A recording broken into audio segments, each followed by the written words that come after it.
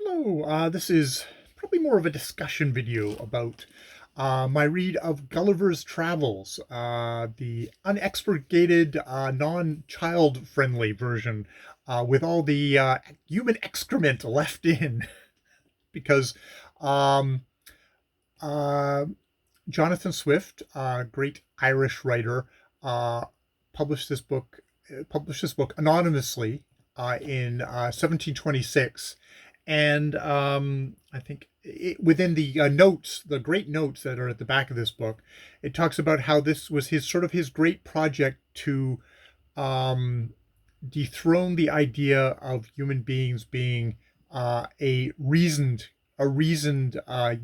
creature, the reasonable animal, someone who is kind of governed by logic and reason.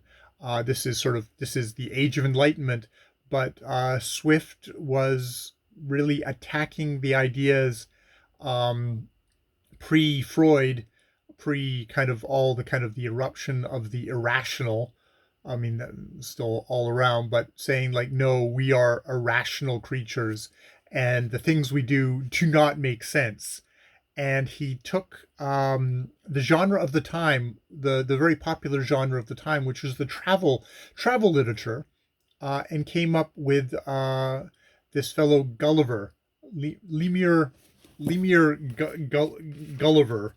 Um, what's it? It's what's the full? Because it's funny. It says it just calls it, Gulliver's Travels. But oh, see now I'm making a hash of it all at the beginning here. But Captain Lemuel Gulliver, yes.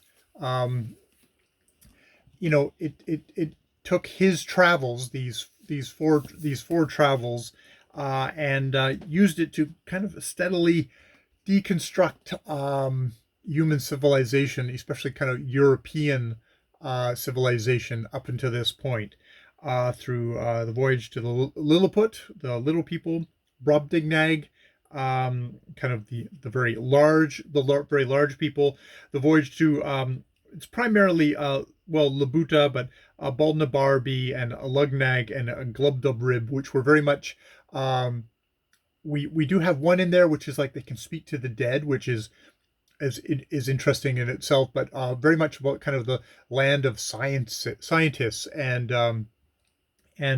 his deconstruction of Newton and his bunch, who this is Isaac Newton was around at this point and was on the other side of a political divide with from Swift, who had very much was on the losing side of the glorious revolution, as it was called.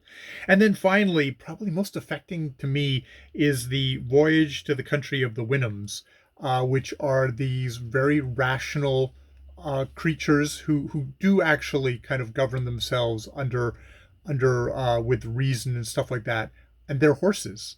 Um, and there is such a great contrast in the great horror that they look upon human beings, because they have this creature, this hairy, filthy, kind of repulsive creature, as a beast of burden in their land, the Yahoos, which are basically just human beings without speech. But that Gulliver finds, as he lives with them, that very much there isn't actually that much of a difference between Yahoos and the Yahoos that we are in our world. And He is quite it. I think, if I just want to kind of, there's so many ideas and stuff like that gets put throughout this book, but I think the main kind of emotional takeaway you get from this book is the transformation of Gulliver. When Gulliver comes back from the land of the Brobdingnags, uh, which are just super giant people, and he's had to shout all the time because he's so tiny to be heard. He comes back and he's still shouting when he's telling the story to people, and that's like one kind of like, oh, he's brought this back with him. But when we get to the end, from the Winhams, who he can't stay in this utopian state, very much kind of seems to be, going by the notes here, taking off a lot of its ideas from Thomas More's Utopia, a book that I have not read, but I think I'm definitely is in my future. Um, he comes back to human society, and it's like he sees it for the bunch of yahoos we are, and he is walking around a little bit like a horse, and he's got a kind of a neighing tone to his voice, and he says like, no, that's really, that they are so much better than us. And if there's anything that Swift does by the end, he kind of convinces you um, what a corrupt, fallen, irrational, bizarre, dangerous creature human beings are.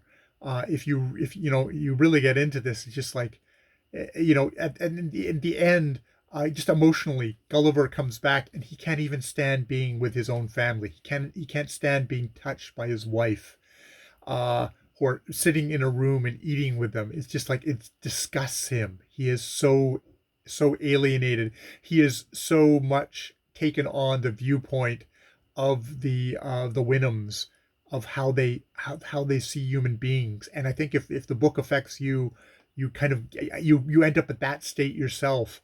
Um, it is an excoriating look at humankind, and I find that there's much of it that kind of just looking at the human body.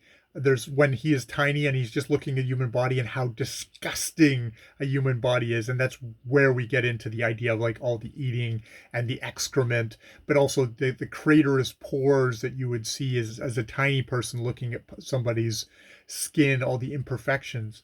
But it goes deeper when you get to the Winhams, and they just say like, how cruel and how savage a race you are, and all the wars that you do.